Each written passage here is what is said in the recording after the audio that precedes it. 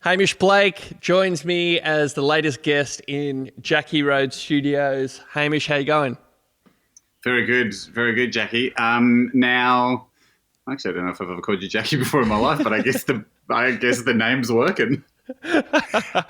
Well, I'm not actually. Sadly, I'm not in Jacky Road Studios anymore. I spent about 3 weeks in there, and then we got kicked out of our house, and now I'm in an Airbnb.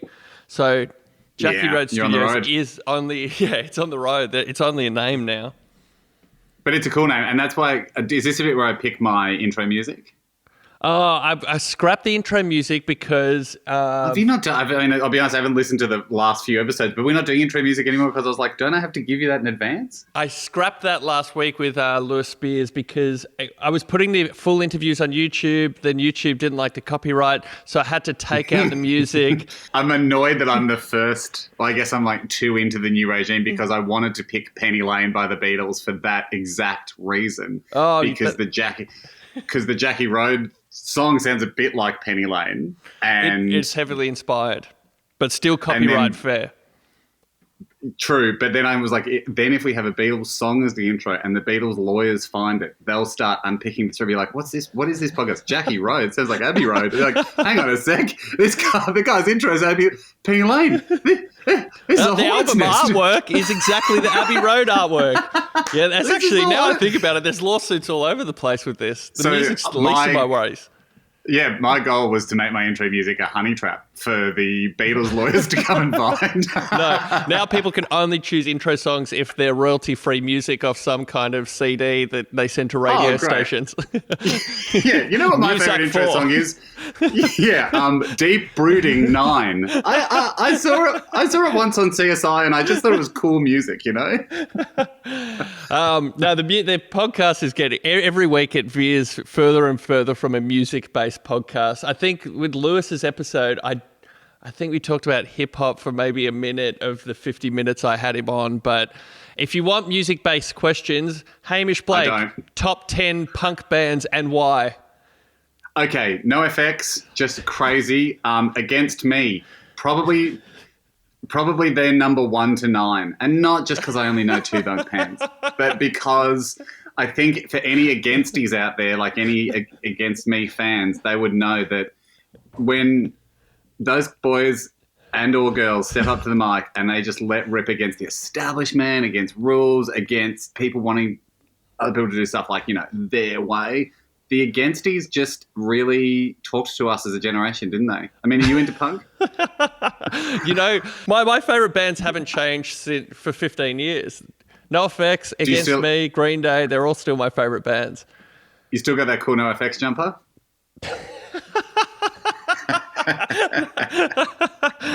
I don't know where that is. It's probably somewhere kept so safe that... That's like $180 jumper. Well, so for people who don't know, which is everybody except for you and me. Everybody except us too. You, for one, Chris Kringle, for the what is that? The Radio Karate team who makes the TV shows, the Gap Year TV shows. You got me and Chris Kringle, and you knitted me, or you sewed me personalized. Knitted is generous, yeah. Yeah. Well, I mean, there was definitely hours put into it. You knitted me a NOFX jumper.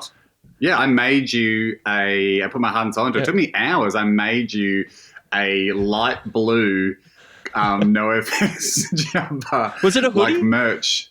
It was a hoodie. That was that was the hardest bit because knowing nothing about sewing, I mean, it looked like this too. It wasn't like I pulled it off against all the odds. I gave you something that you could, I suppose if you had to pick the closest noun that it was similar to, you would pick, okay, jumper. It's a bit like a jumper. But I went to Spotlight and I bought very, very premium material and I got a few square meters of it. Thank you.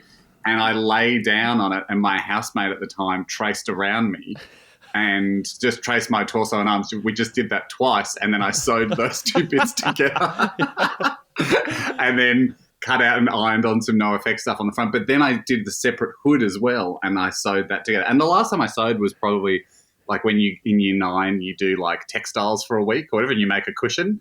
Yeah. And I think that was the last time I remember sewing. So did you sew with a machine or did you sew with a needle and thread? handmade. That would have been at least 2 hours in that. Honestly, Jake, before I did that thing where I make my kids' birthday cakes, that was the last time I'd stayed up all night working on a project for somebody that I cared about. I have to dig that up. It's definitely somewhere. I wouldn't be so careless as to throw something away like that. I'll try to find... I remember we took photos of it, so I'll try to find a photo to share of my cherished NOFX hoodie. Yeah, awesome. It gave me... It was just one of those great things that gave me so much joy knowing how shit it was, like going before. And that's when the lady was like, well, if you're going to... So, you need these needles and these thread, that's going to be like another $45. And I was like... I found it so much fun that it was such bad value, this jumper, like so expensive because I had to buy. This is probably why companies, have factories where they make many jumpers, because the costs of making them can be reduced across many jumpers. But I was a one jumper factory, and I just remember pissing myself all night, just going, "This is the best, worst thing I've ever made." And anything you make by hand, you've got to have all the stuff at your house already, or it's not financially worth it. Because it's why Uber Eats is actually a more economical way of eating, because when you're like, no, that's it, I'm going to make a slow roasted lamb shoulder. And you're like, okay, well, I need to buy all the spices from scratch, all the herbs from scratch, probably a new pan because you don't have one of those. So, making your own food usually costs about $150 a meal. I don't know what Curtis Stone's talking about. But Christian and I, like you do, not as extravagantly as you make your kids' birthday cakes, but Christian and I, for the radio show, made the Women's Weekly birthday cake. I know, loved it. Going out to buy the ingredients for that cost me $65. For the worst cake I've ever tasted. You should just go and get go down to St Kilda to one of those bespoke bakeries and you could get probably the best cheesecake in Australia, probably for about $60. You can. The only more you'd spend on a cake is a wedding cake, which are also terrible value because they're not tasty. They're just big and elaborate, and then there's also the wedding tax on top of it. But you're right, When I make the cakes for my kids, there are some cost-saving corners that I cut. I suppose, I don't need to prove that I can bake a cake, so I usually just buy the cake from a baker, and I go, I need 5. And also, by the time I put the order in for the cake, which they need a week out, I haven't really thought through in my head how I'm going to make the cake. So you just get extra. So I'm just I don't know, I'll need 3 kind of ones like this big, and then they go, okay, that's a lot. How many people at the party? Oh no, just us, just family. I'm not really thinking about that. I approach it as a sculpture challenge, and then start with a big chunk of wood, like a whole tree, to carve down into whatever you need it to be. Michelangelo, how much do you need for the David? I don't know, a mountain worth of marble, and I'll just chip away till I'm happy. And so most of the night is me shaving bits off, trying to make this shape out of the cake, and just eating cake as I go. So I probably eat at least half a cake while I'm doing it, and then I drink a little bit too. But there's also the I learned from the first year. There's an icing called fondant, which is on wedding cakes and stuff. It's that smooth icing you see, or anytime they make a cake. Remember the Ronda Rousey cake we had made on the radio show? I would describe it as icing that tastes shit, but is really good for looking smooth and crisp on a cake. It gives you you can recreate real things with fondant. We made we did a thing for Ronda Rousey, didn't we? Did we get me and Andy made up out of cake, our heads made because we wanted to see Ronda Rousey punch our heads, and then she wouldn't do it because there was a skewer there was a skewer inside, and she's like, if I damage my hand before the fight, I've lost $100 million or something. And we were like, we can take the skewer out. That's and then right. She's like, no, I'm not going to punch the cake. It was the day before the big, didn't the Etihad Stadium fight become the biggest watched UFC fight in history, or the biggest massive attendance? It would have been so funny if she sprained her wrist punching a cake with your face on it.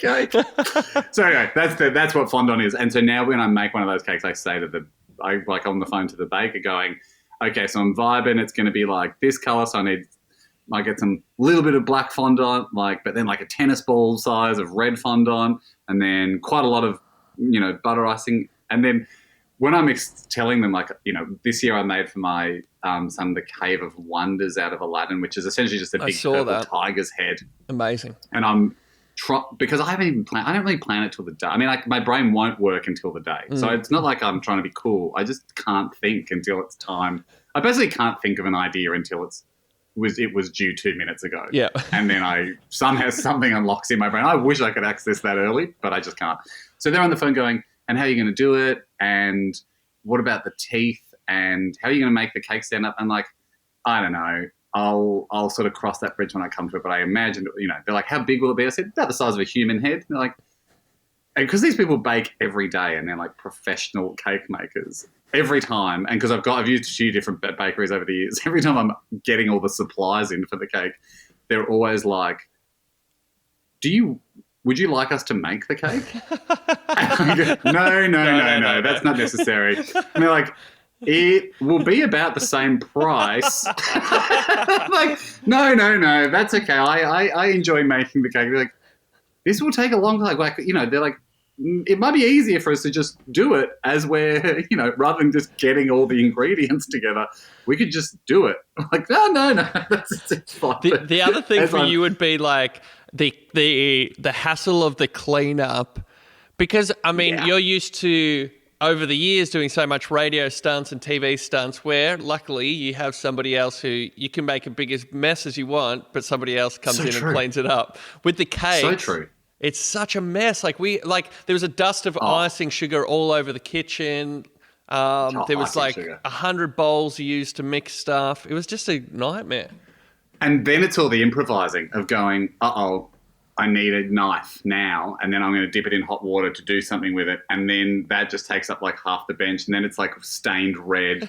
Then the bench is red. Yeah. And then you have moments where you go, I'm not working with red anymore. And then you just sweep that all like off the bench onto the floor. Yeah, it's insane. And the mess is insane. And I didn't bake the cake, and I didn't make any of the icing. Like the kitchen just gets destroyed. I was very impressed with your cakes, by the way. Actually, I was very impressed with your cake. Christian, Christian did the rocket. For anyone who knows the Women's Weekly book, the rocket is like, it looks like the hardest one because it's on legs essentially, and a cylinder that's pointing up to the sky like a rocket. Structurally, and he's never baked, and you and I know how reckless he is with like cooking anyway. We've got a group about the air fryer, the three of us, and I haven't told you this yet though. You know about, because he spoke about it on the show and told you, when you gave us a recipe for buttermilk chicken, fried chicken, you're meant to go and get buttermilk, which is right next to the milk in Coles and Woolworths and any supermarket. But he got buttermilk pancakes mixed. He was under the impression that it was some sort of like very elitist ingredient. Like if you ordered an almond milk latte in the 80s, that's the way he views buttermilk these days. Like, oh my God, like it was like caviar or something. Yeah. But we're like, no, because I think isn't it just milk with a bit of like vinegar or something in it? Like, it's just a slightly different kind of milk. True, I'd never tried to buy it before, but you're right. It's, if you look at the normal milk in the aisle, it's with the normal milk and it's right next to it. And there's different brands to choose from, so it's not like it's hidden and hard to find. So he bought the buttermilk pancake mix and tried to make the chicken, and no one liked it in his family. He had to go back out and make it again. That was maybe a month ago. In pancake mix. That was a month ago. Last week, he bought buttermilk pancake mix again to make the chicken, and took it and got it home. And his daughter told him, you've made this mistake before. And he'd forgotten we talked about it on the show. It was disgusting enough for his whole family to send him back to the supermarket. He forgot. He bought the buttermilk. He forgot that he made that mistake? Dude, his recklessness, Christian's recklessness outside of the show is sky high. I feel like he's got the mental energy to put all this effort into 6 a.m. to 9 a.m. because we've talked about it many times. I mean, he gives his all to the show. I love the show. I love what you guys do on the show. But yeah, it's like he's running a marathon every morning. For the rest of the day, he's just wrapped in a space blanket and he's like delirious, like sucking on electrolytes and trying to regain consciousness.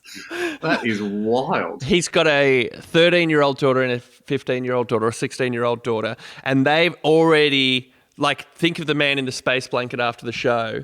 That is his parenting style now is just like they run rings around him, and he'll come to work the next day and he's like, oh yeah, I let them paint their room black yesterday. I was like, why'd you do that? And he's like, yeah, I guess at the time they had some convincing arguments, but now I can't really remember what it was. They sort of outsmarted him, sadly. Yeah, they're like dodgy paramedics, and of course never in Australia, but dodgy paramedics at the end of the race, wrapping in the space blanket, like stealing his watch, like taking his wallet. Right this way, sir. Yeah. Sign here. This is the hospital release. Good. Yeah. So you won't need these heavy... drive him back to his house and put him up in his bed and just take things from around the home. Just sedate him and take all his electronics. But he's really having sometimes, people with young kids like yourself can make parenting sound scary with like how much it's like how out of control it can get. But I think having teenage daughters is next level. I look at Christian and I feel a bit terrified because my daughter terrifies me at the moment, but she's so cute while she does it that I am able to convince myself that by the time the teenage years roll around, we'll have built up a rapport where there'll never be a situation where I'm terrified by how little control I have over protecting this thing that means the world to me.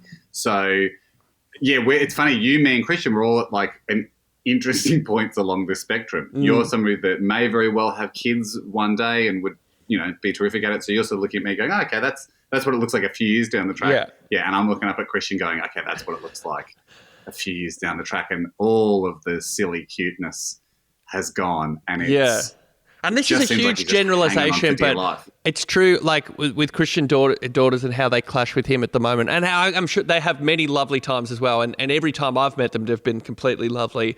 But is there a thing with teenage girls? Because I've got two brothers, but my sister and my mum clashed heads like all through her teenage years, whereas none of us brothers really did. Yeah, interesting question. I mean, you definitely notice... Like you said, it's kid to kid, but you do definitely notice some funny differences that I think are so common. You'd be forgiven for generalising them between like little boys and little girls. Just even all I've really got top rate is off my kids, but I look at Sonny and little boys are pretty logical. Like it's pretty like cause and effect. You can draw a clear line between cause and effect. Sure. And as a guy myself, that helps because I think that's how guys think a lot of the time. We're like problem, solution, cause, effect, got it, the world makes sense. With my daughter, I have times where I'm like, there is no clear line here between cause and effect that I can see. I don't know what is going on here. Like just the ability to have a meltdown over something that you are having to hide your face because you're laughing because they're like, the world is ending because I don't have a witch's outfit. Yeah, you do, honey. Come on, put this black top on it. That's a witch's top. Witches don't wear t-shirts. I think they do.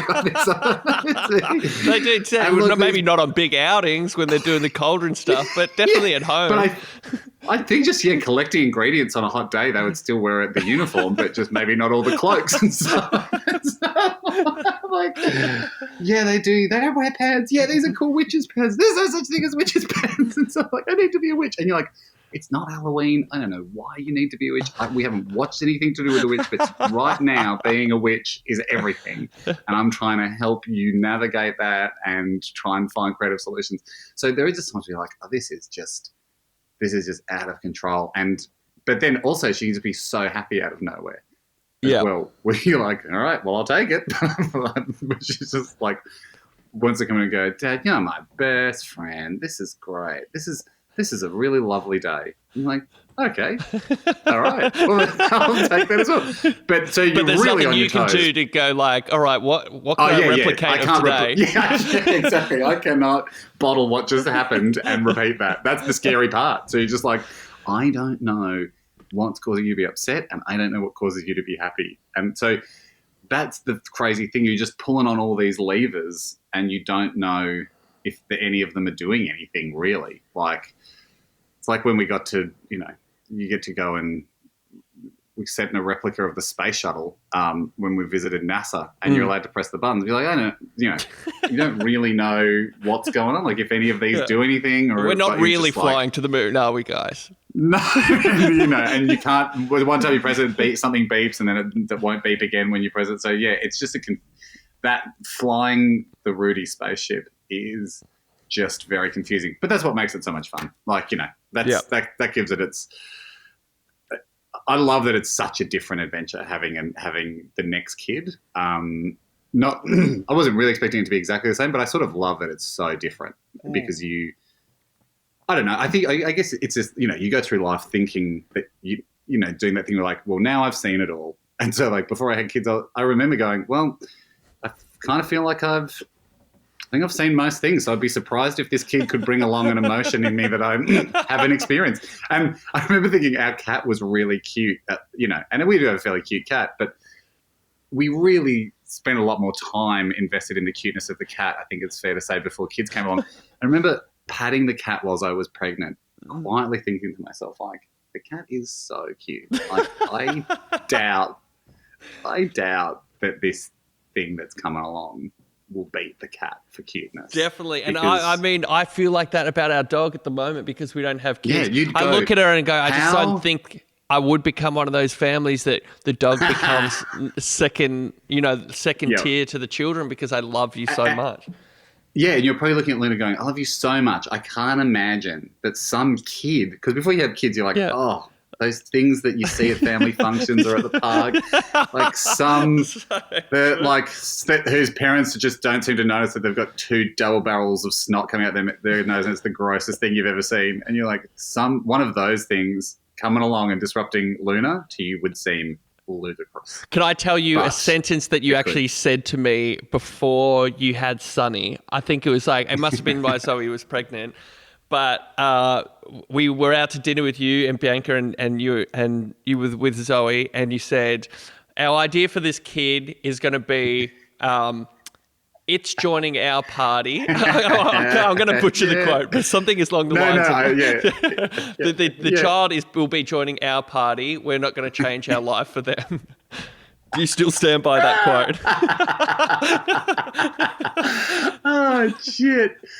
Well, just how gorgeous. What a gorgeous thought.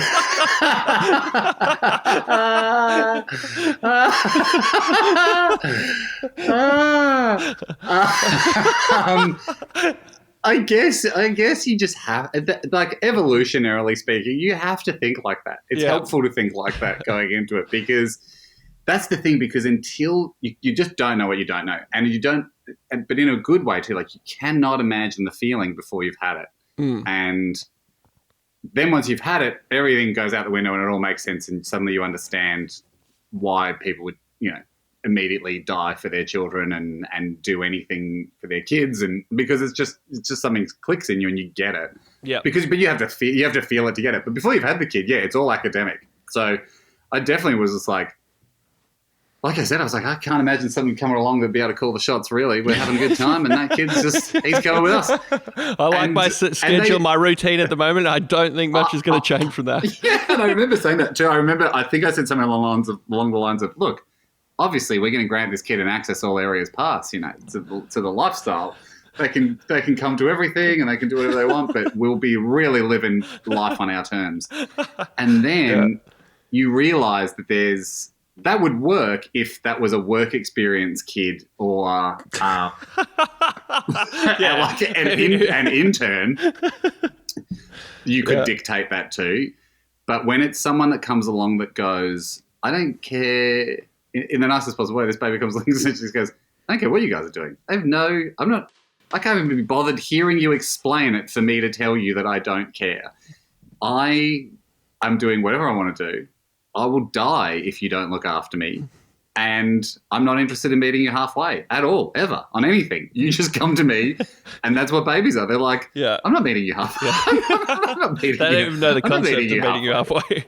Yeah. And because until that point, you've lived at least long enough in the adult world that all your negotiations are with good people who at least understand the concept of a compromise or meeting you halfway. And that's so when we said that to you, that was two people that had forgotten that there was any such reality where you could be negotiating verbally or otherwise with someone who didn't understand the concept of compromise, let alone would ever not give you one. So it's like beginner's luck in poker. It's like they're going all in on hands that are ridiculous. You would never go all in on that, but because they don't know the concepts of anything, it's like they're an erratic player. They're like, well, why did that guy go all in on that? Because that's just the cards that gave him the win. There was no play to it. Yeah. So and then it's just like, even once they can start talking, like still with my daughter, the negotiating is wild because they are never going to go.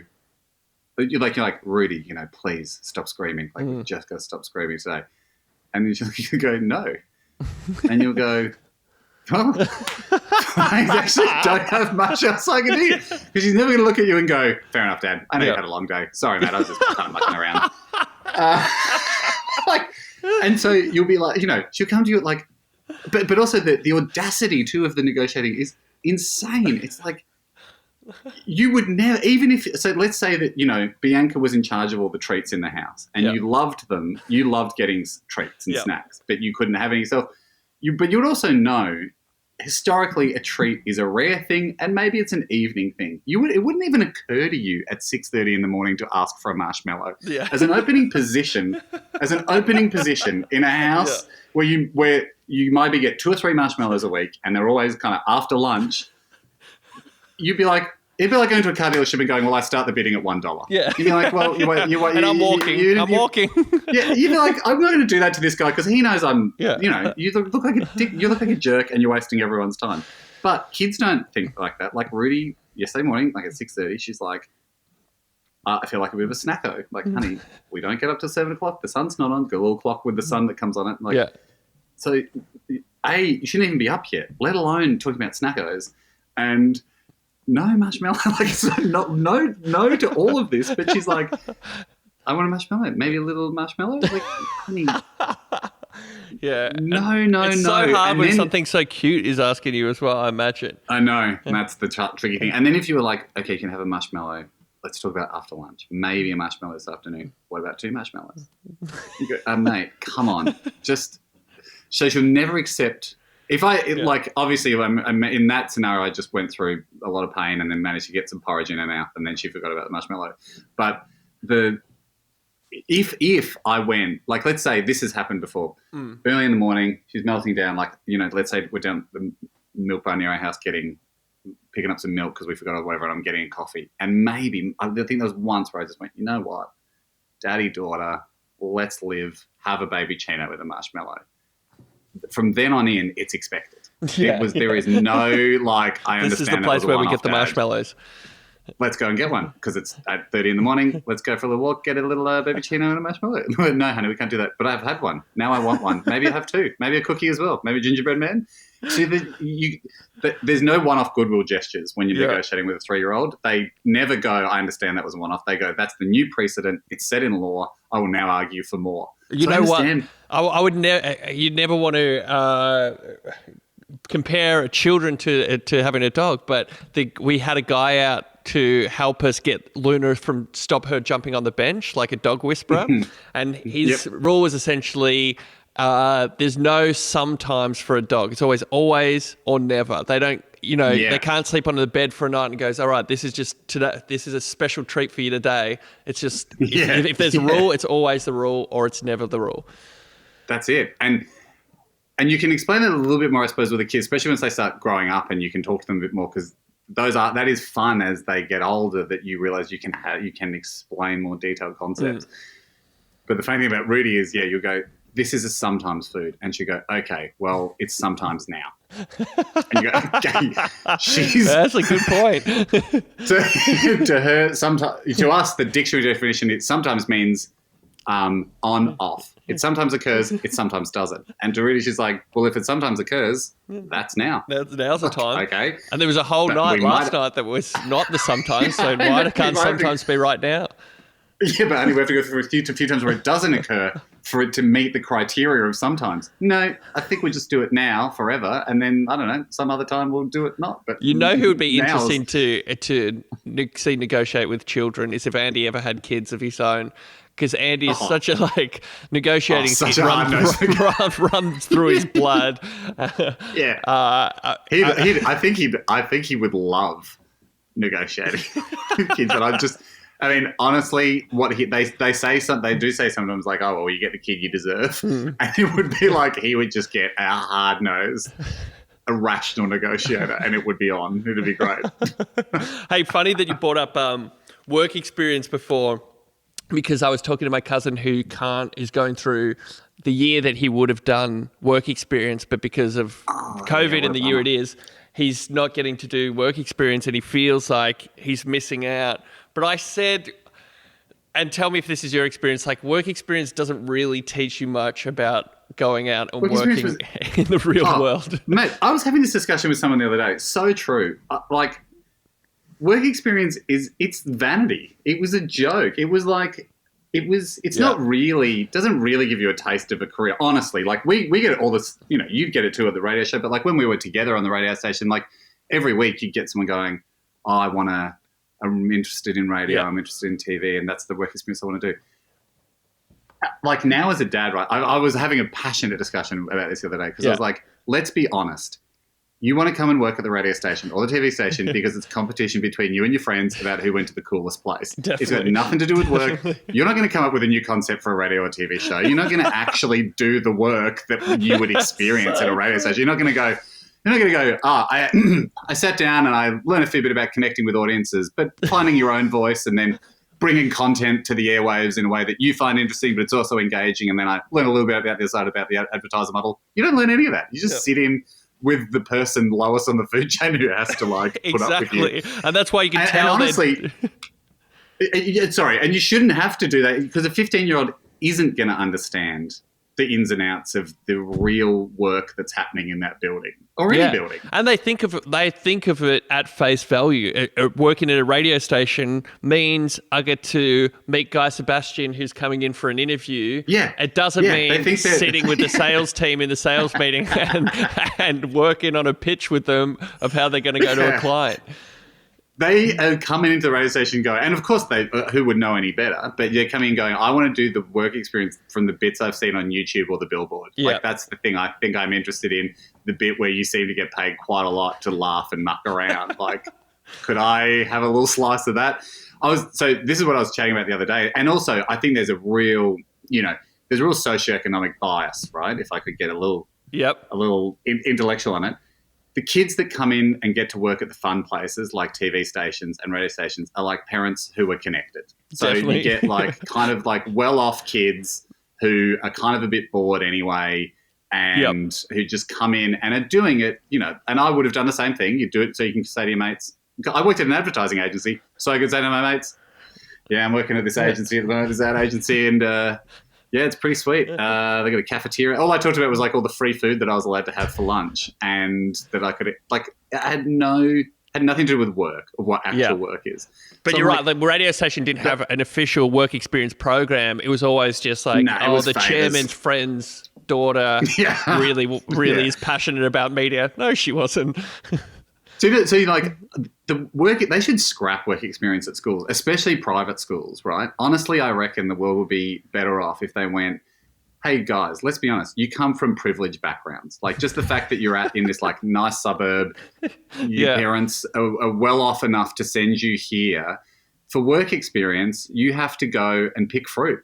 Or like you have to go and like do be real janitors in the western suburbs or like dig holes, work construction. You actually have to go and because for a bunch of you, not all of you, but playing the odds, for a bunch of you, you'll probably go into uni and then you'll probably get sucked into the system where you probably have, even though you'll work very hard and you'll try your best and, but just because of the natural biases, you'll end up in a position where there are people under you doing much harder work for much less money. So to understand the world a bit, you should go and do the shittiest job that you can and earn a salary that week and go, this is what it takes to earn like $28 an hour.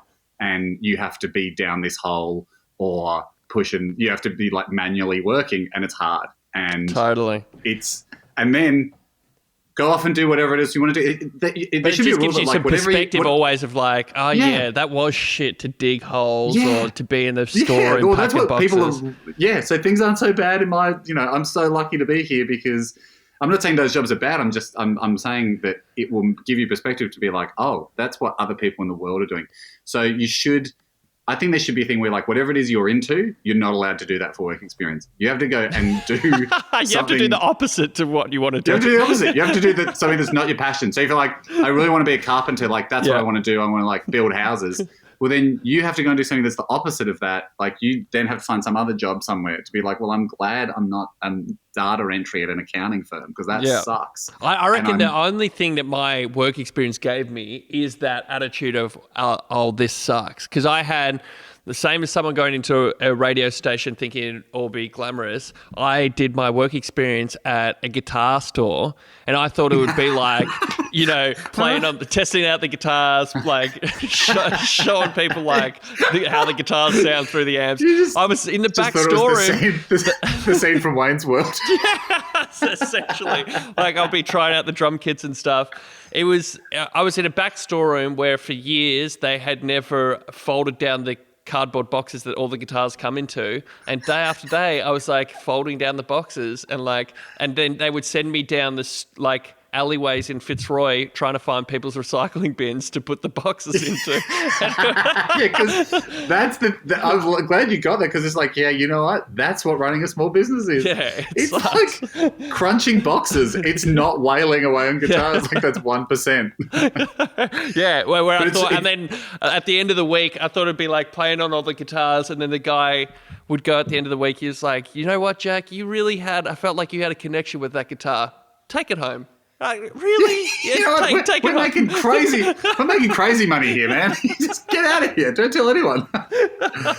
Far out. I mean, I reckon it's like I had a conversation with someone the other day in TV who we were sort of saying the same thing. It's like everyone thinks that running your own production company is like the goal. You look at the big success stories like Working Dog and those guys. Like, to have that creative control, it's sort of like you step out and you go, no, I've got a vision and we'll execute it. And then like it's kind of like fenced off and you have that control. But in reality, like we know from radio, like a lot of running your own thing, it's not this like utopia of creative ideas. A lot of the time it's just having like legal meetings about copyright laws. Yeah, it means you also have to do all the boring stuff. You have to buy the staplers. Yeah. You got to buy I remember... You gotta get the photocopier serviced. Like that's the other side of having your own production company. I remember we did some sort of prank on the Working Dog guys, maybe for Have You Been Paying Attention or something. But it was essentially like ringing Santo Chilaro, who I grew up thinking like he's just one of the guys out the front, and he was like in the edit and having a conversation about like what needs to get taken out of the episode because of what TV shows haven't aired that week that they're talking about on Paying Attention. Something really menial like that. And he's having that boring conversation. And all those guys are doing the same thing. It's like there's a lot of the boring stuff behind the scenes. Yeah. And especially in TV too, like TV, I mean, the goal is like, have you been paying attention? Is a great idea because like the ratio of having fun to then getting it to air is pretty good. Yeah. Like it's really good for a show because, the people go on the show and they're like super funny and spontaneous and you're kind of catching that lightning in a bottle. And then there's a lot of effort to get it to that stage where people can have that playtime that, for however long it takes for like an hour. And then there's a bit more effort to kind of get it to air. But the ratio of like, the behind the scenes work and the getting to have the actual fun on air is pretty good. But there's a lot of TV is tons and tons of slog work to catch one little moment and then tons and tons and tons of slog work to kind of keep that moment preserved so it makes it to air. Yeah. And I think that's why, for us, like we always, I love that's what I love so much about radio is because the ratio is pretty good on radio. It's so much higher. Like the amount of time having fun versus the amount of annoying bits and pieces you have to do behind the scenes such a better ratio. That's true. So that's what I've always loved about radio is this that there's not enough time to get bogged down in like planning because you need to do 2 or 3 hours of content a day. So it has to be pretty fast, pretty spontaneous. Yep. So again, that's a reality. Like for any kids doing, you see it. We see them all the time. The kids doing work experience at the radio show. You see the look in their face. It's like, this isn't what I expected it to be. And you see kids wandering around Channel 9 occasionally going, or you're at a photo shoot, publicity shoot, and like, oh, this is Damien. He's with the publicity department for a week. And you don't say it out loud, but you see it in his eyes. And he's like, just chewing down the week here. Like, big deal. What do you guys take photos of yourselves to put on? And then everyone watches your show or they don't, and then all right, I think I got it. Yeah, totally. Do you feel like, I guess with Lego is one of the first things that you've worked on where it's not been made by your production company, so it's something you're joining, even though I know how involved you are behind the scenes with coming up with the challenges and everything and how much you're putting your spin on it as well, but does it make you feel a little more relaxed to work on something that is being done completely by another production company? It's a great question. Honestly, going into it, when Lego was still a concept, that was one of the things I was sort of nervous about. I was like, well, I usually, until now, it's always been my production company, me and Andy. Like, I've always had a slice of the production company that, and our other guys. So we've all got an equal quarter of our production company. To be in charge of like how this goes, not that we've ever used this, but I suppose there's a bit in the back of your mind going, if this is terrible, like I've got a seat at the table to go take it out. I don't want, you've at least got a voice to go, I don't think we should do this.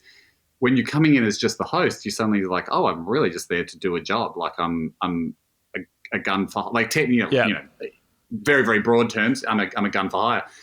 But then going into Lego and just getting to work with a great team in there, and they really are a super fun, creative team, the production company that makes Lego. And now, we are all sort of one big family going into season 3.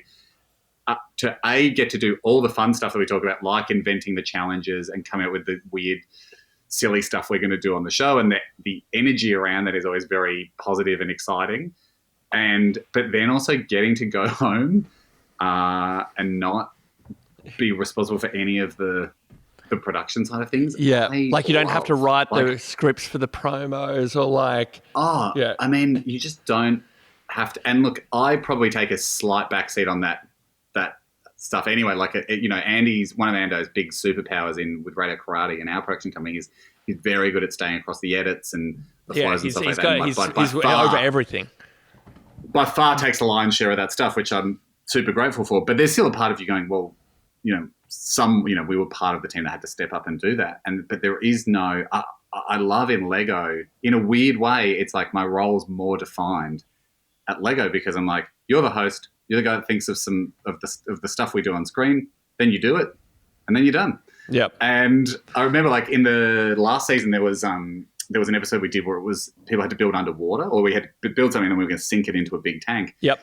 And that underwater episode, we knew was coming up. I remember there was one day where it was like still a few eps away, but I passed like a huddle. Like we'd finished filming for the day and it was kind of like 5 o'clock, 6 o'clock at night. And I was leaving and there was like a huddle of the executive producer and a few of the other producers working something out. And I was like, oh, what's going on, guys? What are you up to?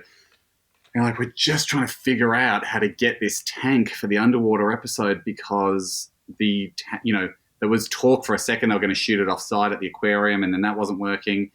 And they're like, where do we get a tank from? They're like, they're just not a common thing, a giant clear-sided, like million-litre tank of water. And then someone was like, we think we found one in Queensland, but we're just trying to figure out the logistics of shipping it down and getting it here in time and how do we get it in the studio? Is it too big? There was a lot of stuff going on. It was 6 o'clock at night. And I just had this moment of this flash of going, if this was my production company, I would be in this meeting and we'd be figuring this out. And then I just sort of was like, but I'm standing up, got my backpack on. Like, well, let us know how it goes, guys. We got the best team in the biz on it. And I just strolled off and I was like, and that is the fun of not being the production company. I remember you guys were making a true story episode where, now, don't get me wrong that you actually made this one, but the one with the elephant and you would have to get Yes. Yeah.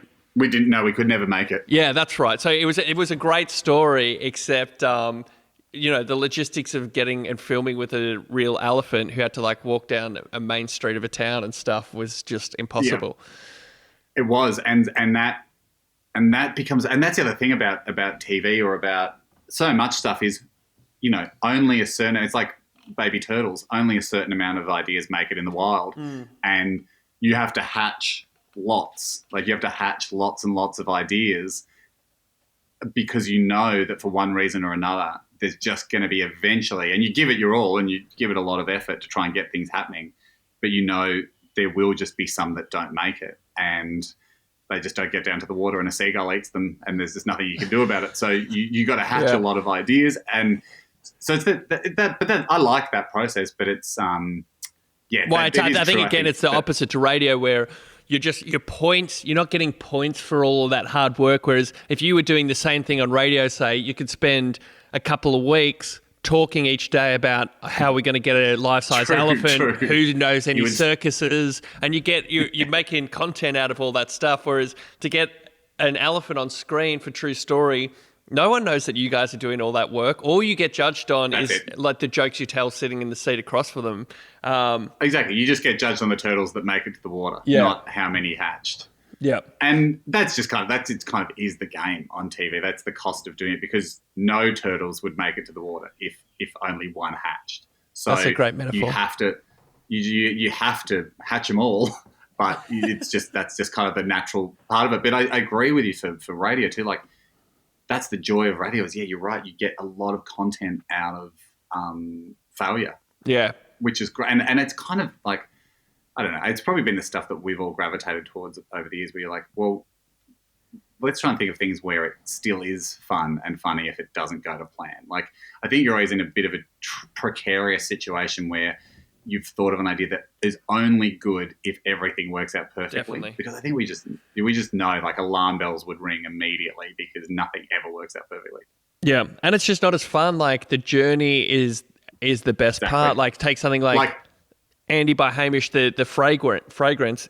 If you're doing that on TV and all right, the fragrance has been made already, you lose all the fun of negotiating with the distributor and what scent are they going to choose, and the scent's coming over from France and we were going down to the factory to see them bottle the fragrance. You just lose all that and you've only got the final product. It's so true. It's so true. It's kind of I'm going to use a surfing analogy here from someone that doesn't surf. Great. But it's kind of what I imagine the thrill of surfing to be. It's that thing of you're out in the water and something like Andy by Hamish, you and me got to have so much fun with that because it kind of was done at Andy. The whole point was he didn't consent. Yeah. But we had that fun of just sitting in the water and, a wave would come along and it was just that moment of going, yes, let's go for this one. And then you paddle, and then you're on it and you get to make a bunch of decisions on the wave. And you feel the whole fun, I imagine, of surfing is being on the wave and being there being no lag between what's about to happen and what is happening. You know what I mean? You're right on that kind of magical cusp where the ocean's pushing you along and you can feel it. Love that. And I'm a non-surfer as well. But again, I imagine that's the fun of surfing. That's why I would be interested in trying one day. But that's probably that's how it feels on radio when you're doing a good idea and you can feel that you're just being pushed along. You're right in that magic balance. You're not too far ahead of it. You're not too far behind it. You just right in that magic point where it's alive and you're running with it. Yeah. And so, yes, any time that you well, secretly this has to meet X, this preconceived outcome that, that is miles away, you don't get to feel any of that fun. Yep. Cool. For a while there, I thought part of the analogy was going to be the bobbing up and down in the water while you're waiting for a wave is still valuable, and that's all part of surfing. So even when you're not on the wave. Yeah. Great part of the analogy because you're out there with your friends. Yeah. You're hanging out. I see the surfers doing it all the time. I think I'm maybe referencing the up and go ad a little bit here, but it's or is it a is it a sustagen ad? Something where he puts where he drinks it and then then he puts the rubbish in his wetsuit and catches a wave. Is that up and go? I think that might be up and go. Yeah. Or sustagen. So that seems like fun. Yeah, it's some sort of Prima based adult. Protein / energy drink, so like a milky sports drink. So that seems like fun, hanging out in the waves, chatting to your buds, having an up and go, and then the idea comes like. Although I guess the difference with radio is you all jump on the wave, and from what I understand about surfing is, it's really one person's wave. Yeah. What's it called? I feel like. Oh no! You don't want to cut in. Cut in. You don't want to cut in on someone else's wave. You don't want to cut in.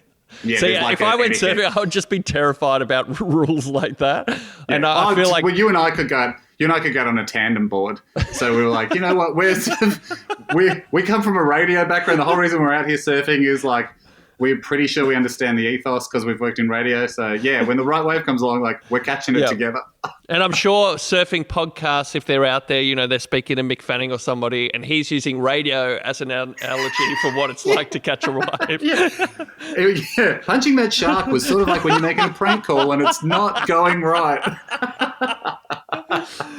All right, Haim, we've gone over time, man. Thank you for sticking around for so long, and thanks for being on the podcast. Oh, man. I love it. And I got to say, man, I really love this podcast. I think it's great. And you know what I love most about Jacky Road? Do you feel this? It's rare for you. I mean, you've always enjoyed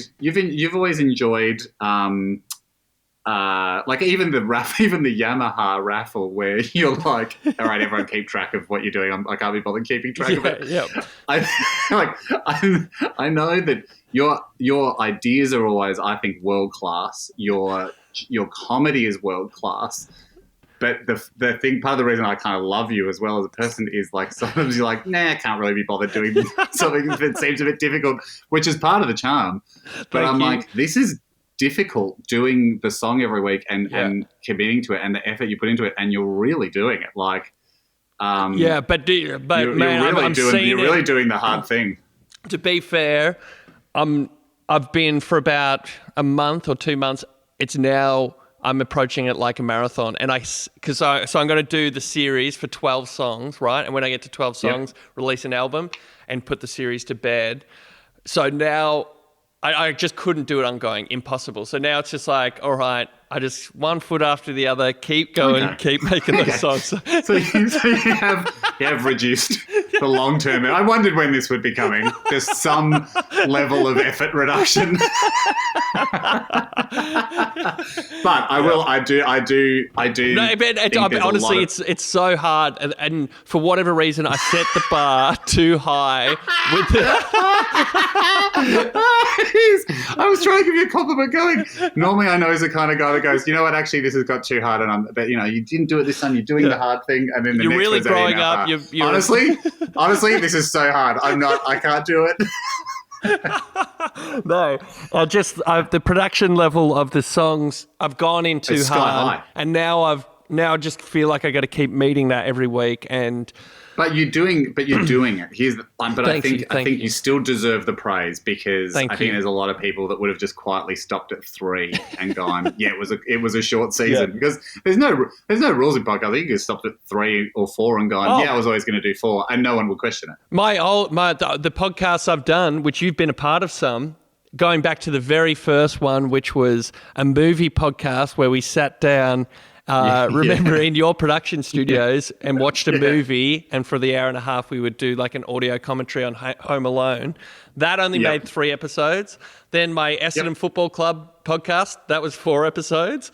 And then I did also did a science-based podcast with my friend who is a scientist, Jack and Matt Make a Science Club. Yeah, that's right. And that lasted 6 episodes. So this going into, I think this might be episode 20, is far and away the most I've put into my own podcast. Well, as a mate and an objective fan, I've noticed the effort. Thank you. And I'm impressed. But it's worth it too. Like, this is not a normal podcast. Like, it has far more effort per second. Most podcasts are just general ramblings, and so you've got effort in it, which I think elevates it. It should actually be a whole other chart on the podcast. It should be 2 podcast charts. Actually, really trying. General ramblings, and that's like 98% of podcasts, or some additional effort has been applied to this podcast, and you're on the second chart. You know where I've done myself a disservice, though, is like the thing that's taking me all the time and that is worth all the effort. It's 95% of what I put in to the podcast goes at the last 3 minutes of the episode. So it's traditionally probably the least heard bit of the podcast. But it's all right. You're doing it for you. You're doing it for you because you've got these songs inside you. They need to come out. Thank you, man. And good news is, and I haven't really said much about it, and I'll just use it as a teaser, but there will be a phase 2 of the podcast that isn't reliant on doing the songs every week and going to burn me out, but there will be a phase 2 of the podcast. Believe me, Jacky mark my word. Jacky Road, foot off the pedal, baby. I've tried my hand at the full effort episodes. Now I'm going to go to the general ramblings category. Well, I was honoured to be on whilst it still warranted the effort. Thanks, man. Thanks for doing this. Awesome fun. Thanks, mate. Bye-bye.